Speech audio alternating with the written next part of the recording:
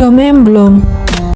Halo semuanya, kami dari kelompok 3, kami akan membahas tentang domain Bloom. Kelompok kami terdiri dari saya sendiri, Bernice Erin, yang akan menjelaskan tentang apa itu domain Bloom. Ada Christina yang akan menjelaskan tentang sejarah domain Bloom. Ada Stephanie yang akan menjelaskan tentang domain kognitif. Ada Nelson yang akan menjelaskan tentang domain afektif. Dan ada Roni yang akan menjelaskan tentang domain psikomotorik. Nah, apa itu domain Bloom? Domain Bloom adalah struktur hierarki yang mengidentifikasikan keterampilan berpikir mulai dari jenjang yang rendah hingga jenjang yang tinggi. Atau secara singkat, taksonomi Bloom itu adalah ilmu yang mempelajari tentang klasifikasi berdasarkan pada data penelitian ilmiah yang dikelompokkan dalam sistematika. Domain Bloom dibagi menjadi 3 ranah, yaitu domain kognitif, domain afektif, dan domain psikomotorik. Taksonomi Bloom dapat digunakan sebagai sebuah standar atas pencapaian dari hasil pembelajaran. Sejarah taksonomi Bloom bermula pada tahun 1950-an dalam konferensi Asosiasi Psikolog Amerika. Benjamin Samuel Bloom dan kawan-kawan mengungkapkan bahwa dari evaluasi belajar yang banyak disusun di sekolah, ternyata ratusan terbanyak bukti soal yang diajukan hanya meminta siswa untuk mengutarakan kembali hafalan mereka.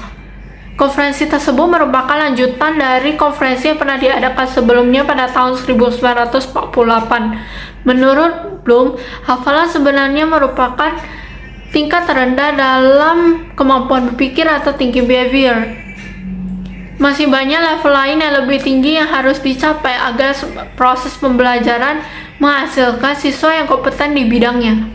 Akhirnya pada tahun 1956, Bloom, Engelhardt, First, Hill, Caldwell berhasil mengemukakan kerangka konsep kemampuan berpikir yang dinamakan taksonomi Bloom, yang dimana berisi 3 domain atau ranah kemampuan intelektual atau intellectual behavior, yaitu kognitif, afektif, dan psikomotorik. Cognitive domain atau domain kognitif merupakan sebuah perilaku yang berarah kepada aspek intelektual, contohnya seperti IQ, di mana berpikir kritis ini juga termasuk dalam konsep domain kognitif. Ada 6 jenjang atau tahapan dalam domain kognitif. Yang pertama yaitu pengetahuan atau knowledge, di mana pada saat kita menerima sesuatu hal yang baru, kita pasti menambah pengetahuan juga, dan itu menambah wawasan kita. Yang kedua yaitu pemahaman. Pemahaman kita juga di sini ditetapkan tidak harus mengerti. Tidak hanya harus mengerti, tetapi kita juga harus mampu menjelaskan kembali apa yang sudah kita pahami. Yang ketiga yaitu penerapan atau application. Setelah kita pahami apa yang konsep yang tadi, kita terapkanlah atau kita implementasikanlah ke dalam kehidupan sehari-hari kita. Yang keempat, analisis.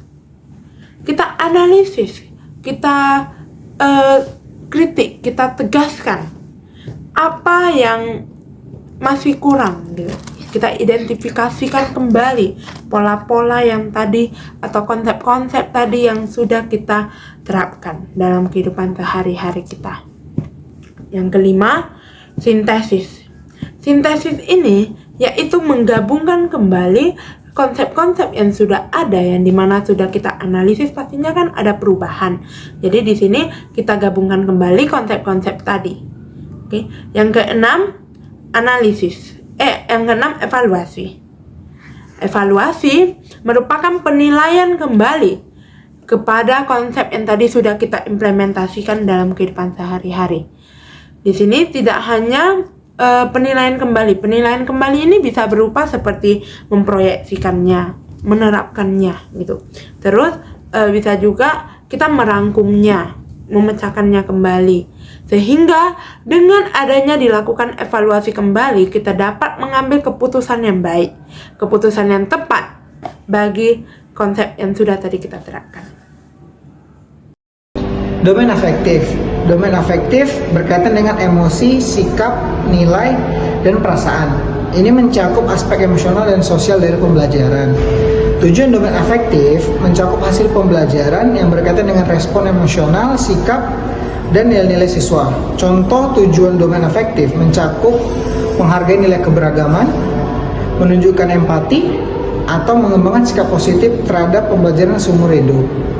Domain afektif menumbuhkan pola pikir berkembang, keyakinan pada kemampuan untuk mengembangkan keterampilan dan kecerdasan melalui upaya dan pembelajaran telah terbukti memiliki dampak signifikan terhadap ketahanan dan kemampuan kita untuk menghadapi tantangan. Domain psikomotorik, keterampilan dalam bentuk menggerakkan otot, kinerja, imajinasi, dan kreativitas, dan karya-karya intelektual. Contoh dari produk psikomotorik adalah berenang, menari, praktikum, melukis, dan sejenisnya. Menurut Dave pada tahun 1967 menyatakan bahwa level psikomotorik terdiri dari 5 tingkatan, yaitu imitasi, manipulasi, artikulasi, naturalisasi. Sekian yang bisa kami sampaikan. Terima kasih.